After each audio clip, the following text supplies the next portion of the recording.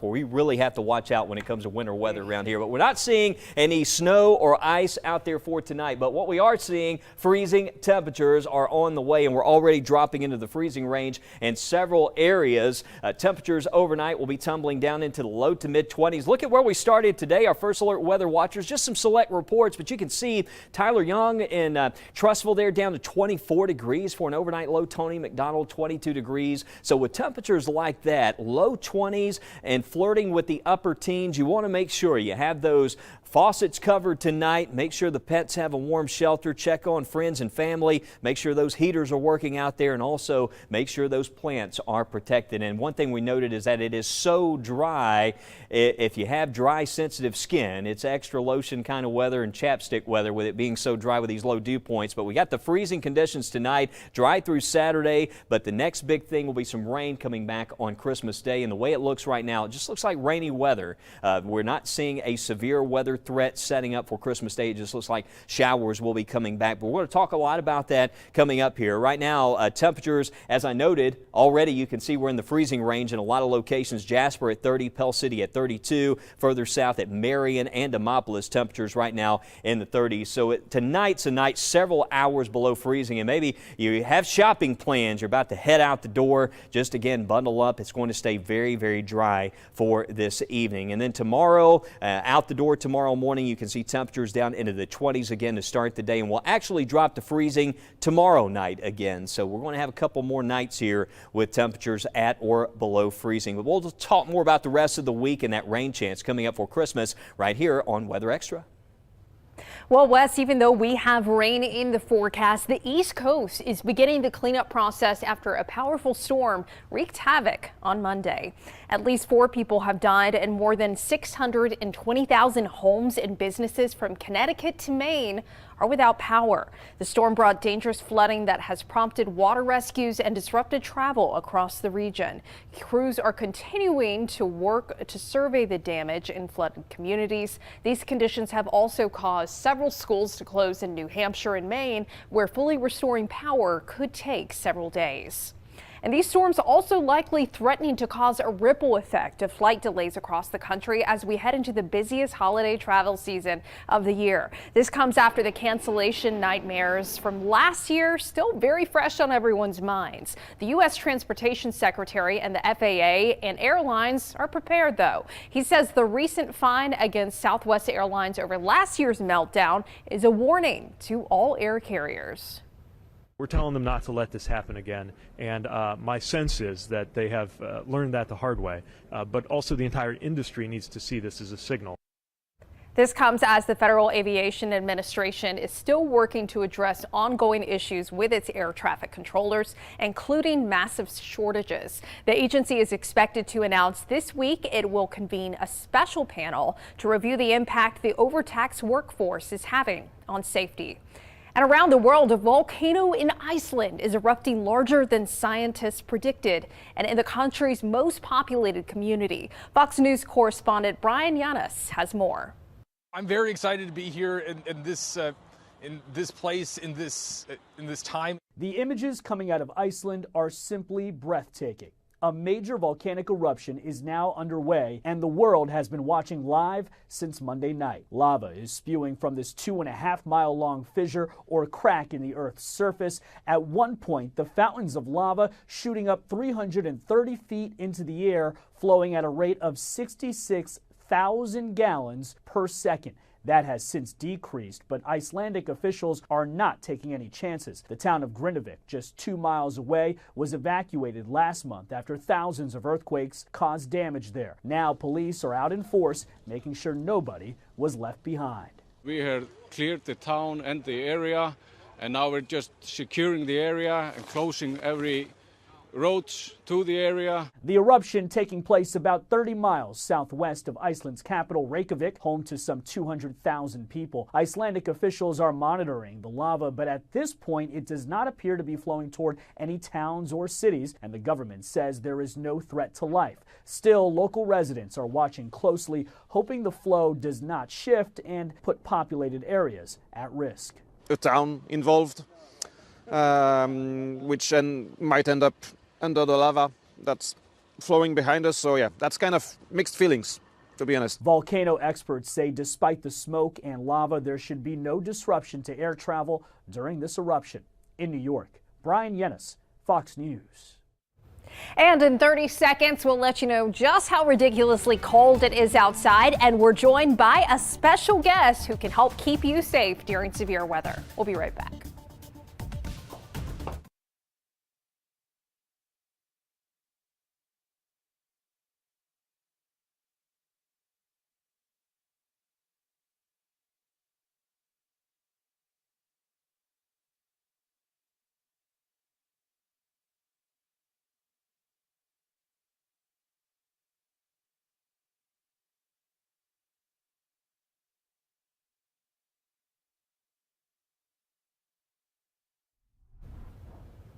Welcome back to First Alert Weather Extra. We are already seeing temperatures plunging this evening. And what about when you walk out the door tomorrow morning? A first alert for it likely being freezing again. The one difference we're going to have tomorrow morning is we've seen some clouds moving back in this evening. And so that's almost like a very thin little blanket over the sky. So we may be a few degrees warmer in the morning, but I still think some spots are going to manage to get down into the 20s. Tuscaloosa still right at freezing tomorrow morning, and everyone else in the upper 20s. Low 30s. So you still got to make those cold weather preps before you go to bed tonight. But fortunately, at least for this evening, even though we got cold weather to deal with, no severe weather in the forecast for us here in central Alabama.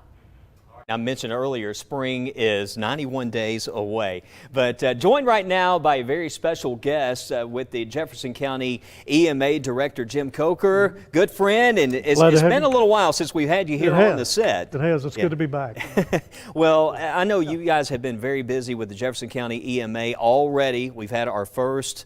You just knew it was going to happen, but you don't want to see it happen, but you know you get into the fall, late fall, and in the wintertime, that severe weather season starts to ramp up. And then we had the tornadoes in Homewood, and that hit really close to home. It did. You know, we have the distinction of living in the most tornado-prone county in the state of Alabama and Jefferson. But if you look at the counties around us, the tornadoes come from somewhere before they get here. And then we'll toss them into some other county when they leave here. So being prepared is everybody's job. And you are correct, the Homewood tornadoes from December 10th did hit close to home because I live in the affected area. Luckily for my wife and myself, our house was not as affected as much as some of our neighbors. But the midnight storms scare me. Right. Because people are asleep, people may not hear alerts, their guard is not up. So we all need to do everything we possibly can to make sure that we're prepared for the next one. And I believe we had some video there of some of the damage in the areas. Now, did you guys have trees on the top of your house? Not on the house. Luckily for me, in my yard, the trees picked the only angles they could fall on, so they didn't impact the house or neighbors' houses. Well, how is the recovery going right now? I know it's been a couple of weeks, but in that area there, I'm sure a lot of the debris obviously has been removed out of some of the roadways. And you know, Wes, I'm going to go ahead and praise two groups of people that I saw out there working in the middle of the night. One was Public Works, because they're the folks that come out in the middle of the night to help clear the debris. The power company came out, and they've got a heck of a job that they've got to do, because power, especially followed by the cold temperatures, is so vital. Right. Heat back on and so on. So those are often unsung heroes. It's amazing to me. I remember the Selma tornado when it happened, and we were down there just a couple of days later, and I just couldn't believe how quickly the utility companies had gotten in there, gotten some power restored in that area. It's just absolutely incredible. And this time of the year, you're right, it's the cold that typically follows these severe weather events. It is. You know, in that area, the Homewood Fire Department was out with chainsaws clearing trees. They've got to be able to respond, and if the roads are closed, they can't respond. So they were out with Public Works people, really just clearing paths, because it's all about safety. It's all about public safety. All about the safety, and that's one reason why you mentioned late at night. You've got to have multiple ways to get those alerts. Absolutely. And I've had a lot of people say, well, I couldn't hear the outdoor warning sirens, and that's something we hear a lot, but you can't depend, right, on those outdoor warning sirens. No, you can't. And the name, outdoor warning siren, if it's the middle of the night, you're not outdoors. Right. You're inside. They were never designed to be able to be heard inside your house or inside your car for that matter. And so many times before a big event, it seems like just seconds to minutes before a tornado or before damaging winds reach a house. I hear this story so many times about the power went out. So I lost power, I lost my way of communication, getting that warning, and that's why it's also important to have a battery backup. It is. Battery backups, weather radios that operate on batteries, they still operate in Warren County wide, but they work. You know, have multiple ways of power. But probably the most important preparedness tool that you've got is stay alert. You know, you guys were talking about this storm system a couple of days before it got here, hours before it got here. On your newscast that evening, you were talking about this storm coming in.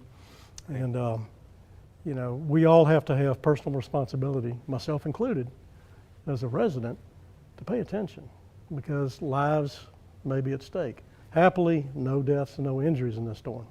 That's a miracle. It certainly is when you see all the trees and I mean, it was just that night. I remember leaving the station and just seeing all the debris. It was just unbelievable. But we kind of knew then that this was either a tornado or some very, very powerful winds that moved through. But listen, it's so great to have you here today. Just quickly, I know you guys have the app that folks can download from Jefferson County EMA. That's correct. It's Everbridge, and it's available on our website, which is jeffcoema.org. Please go there and sign up because we use that for more than just weather. We can let you know about safety issues such as hazardous materials or active shooters or anything else that our cities need to let you know about. All right, that redundancy, another great app to add. Okay, and we'll be checking back in and talking to you. I look forward to certainly having you back on here as we continue through this. Hopefully no more severe storms, but as we continue through this active season. We do have a chance for wet weather, no storms coming back around Christmas time. We're going to talk about that forecast as we continue right here on Weather Extra. Man, we talk all we could. all night. You know. Yeah.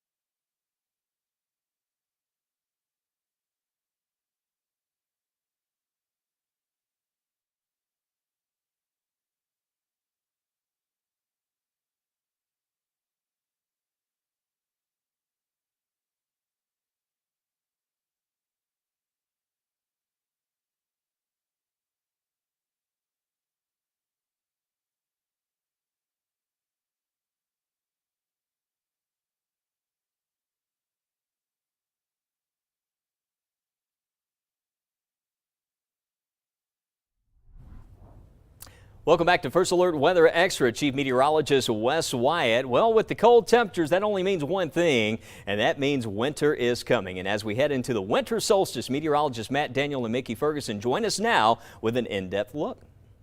Hey, guess what, Mickey? What is it? A white Christmas. No, it's No. not. Well, we can be dreaming of a white Christmas. Yeah, we can show you pictures of snow. That's all. This is what we usually do here in the South. Yeah. No, I wanted to mention that winter arrives this week. It's this Thursday. Did Yes, you know it is. It's the winter solstice. It's the shortest period of daylight for the northern hemisphere, which is where we hang. That's right, and it actually occurs at 9:27 that evening. So technically, the first full day. It's going to be Friday. But you see sunrise on Thursday. It's going to be at 6:47 and sunset at 4:43. So let's talk about that winter solstice. Yeah, we have the Earth's axis. It's tilted away from the sun, and that's why it's the shortest period of daylight in the northern hemisphere. In the southern hemisphere, it's the first day of summer. It's the longest period of daylight for them. Yeah, and so, so we say white Christmas, right? But if you're in the southern hemisphere, that's kind of weird because it's summertime for them. So they're like, well, white Christmas? No. So just to give you this perspective, we say it's the least amount of daylight. Well, check this out for the winter solstice. We get about 9 hours and about 55 minutes of daylight. Close to 10 hours. Close to 10. But add about 4 more hours onto that, and you can see what they're dealing with the summer solstice, and that's what we'll be dealing with. No, that is our summer solstice. Oh, coming up I in looked it June. up in June, so that's how much daylight we're going to get here. Well, So look at you. over 14 hours. So about 5 hours more. How about that? Your earliest sunsets, we're basically in that range of December 2nd to December 5th. So we've already reached our earliest sunset. So that's good news for those not a big fan of those, 4:30 something sunsets. And what about those sunrises? We haven't quite seen the latest sunrise yet. In fact, normally our latest sunrises will occur in early mid-January, between January 7th and January 12th. How about that? So we're getting into, some people say, I'm just kind of like December 1st, or that's the winter season, November, December. Like December, January, February. That's winter for me. Yeah, well, it's technically meteorological winter. Yeah. So. But yeah, and plus it's already been cold, so like this morning. But anyways, yeah, looking forward to winter. Just 2 days away, and then our days get longer. Longer and longer till the summer solstice. So happy winter, y'all. All right, and tonight it's winter time, right? It feels like it, certainly, with these temperatures down in the freezing range already, showing 28 at Jasper, 32 at Pell City, 32 at Coleman, and we're going to stay at or below freezing in these locations for the rest of the night, and plan for the kind of temperatures where you'll want to make sure those faucets are covered overnight tonight and into tomorrow morning. We stay very dry. Winds out of the east-southeast coming back for our Wednesday at about 4 to 8 miles per hour. Out the door tomorrow morning, a lot of 20s there on the map. Plan for temperatures sub-freezing, and then the afternoon, highs in the 50s, and the model data showing some high clouds moving in. I know when you look at this, it seems like we're just going to be covered up with clouds all day, but I still think some sun's going to filter through there tomorrow, but very chilly. And then we get to tomorrow night, another cold night with freezing temperatures once again. It looks like we'll see those lows at or below freezing, especially for locations there to the north. Even Clanton there by Thursday morning, you can see showing 29 again. So temperatures are trending certainly cold again for tomorrow night because of this dry air that we have. And then we get into the day on Thursday, and I still think afternoon we'll see those peak temperatures reaching into the 50s. But let's talk about the next big thing, giving you a First Alert Weather extra look at that system that's going to be bringing us some wet weather here coming up. And I want to start out off the west coast because this is it. This is the Christmas Day system that we're going to deal with. We're seeing this system is going to generate some big time rains there along the west coast, but as we look at the model data, you can see this huge upper level storm system as it digs in across the southwest and starts to move on to the east. Well, out ahead of that, the flow starts to turn around from the southwest, and that's going to spread clouds and moisture right in across Alabama. So you can see the view here if you are traveling on Saturday. Saturday looks dry. Back to the west, we'll start to see some of that rain coming in and that wet weather starting to spread in from the south on Christmas Eve. And model data, this one model really favors a lot of the wet weather, the heavier rainfall and higher rain chances Sunday closer to the coast. I still think we're going to see some showers when you start to go from cold and dry into these environments more supportive of rain. You typically get a lot of overrunning moisture, which means mostly showers. I'm not expecting severe weather, but in this particular setup, we're going to have a chance for some showers you can see by Christmas Day, and then continuing into the afternoon and evening. And some of this rain's probably going to be with us as we go into the day on Tuesday. So that's why we have a first alert for rain coming back on Christmas, and also a chance for some showers that will continue into our Tuesday. But you see behind me that we are going to be talking about the first alert weather calendar. Meteorologist Lauren Linehan. Lauren, you know, the one system that just really stands out right now is the system that's going to move through on Christmas. Yeah, Wes, it's really that Christmas system that we're going to be keeping a close eye on. We should be dry through Friday, if not Saturday, and honestly, Sunday is trending pretty dry right now for Christmas Eve. But it's once we get past Christmas Eve that we really begin to see, once we get past Christmas Day and the day after Christmas, that we begin to dry out and possibly seeing some colder temperatures as we get into the new year. So it looks like once we get closer to Christmas, temperatures could be trending above average for a good portion of the country, and that includes us here in central Alabama. So we're not saying it's going to be sweltering hot on Christmas by any means, but you can see those temperatures going into next week, possibly upper 50s, low 60s. So generally a little bit more moderated as we get into next week. And those morning lows too, if you've got a wetter pattern around and you've got more clouds, it's just not going to be quite as cold in the mornings. But you'll notice as we get closer to the new year, we begin to see those morning lows dipping a little bit, a testament to possibly some colder air as we wrap up December and head into January. Now, this is promising the possibility of the next 6 to 10 days, an above average precipitation pattern for us. And I really think that's going to be that system on Christmas. Now, once we look past Christmas, here we are next Wednesday, December 27th. You can see this trough digging in across the Gulf Coast. And so this is what I'm talking about. Once we move past Christmas, we could eventually see a little bit of a cool down. And so with that type of pattern in place, could see some clouds around at times, but generally looking a little cooler, maybe a system that could bring us some wet weather going closer to New Year's Eve, but I think generally going to be trending drier. But we'll have a final look at your forecast here on Weather Extra after the break.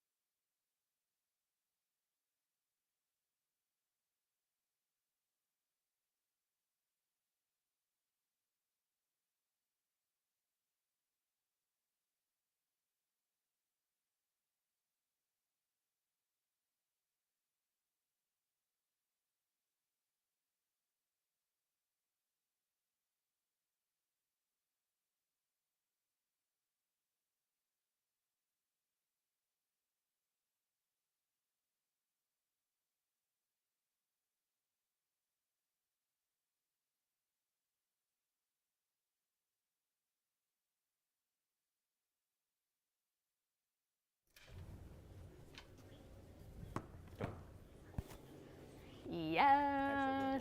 Yes. Because I don't know. No. Oh my God, something. All right. Oh, thank you. Yeah, this is kind of my Napoleon vibes. Yeah. So are y'all going to punch that up first? We're going to wrap the show up here. Okay. Yeah. So you're coming up to me first and then the video? Okay. Okay. All right. And go out with that. Okay. Okay. Okay. We've got live feed of the volcano. How much time did it show? A minute.